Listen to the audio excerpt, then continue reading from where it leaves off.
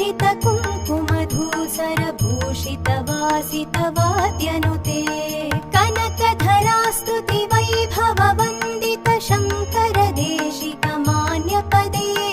जय जय हे मधुसूदन कामिनि विजय लक्ष्मी सदा पालय माम् जय जय हे मधुसूदन कामिनि विजय लक्ष्मी सदा पालय माम् प्रणत सुरेश्वरि भारति भार्गवि शोक विनाशिनि रत्नमये मणिमय भूषित कर्ण विभूषण शान्ति समावृत हास्य मुखे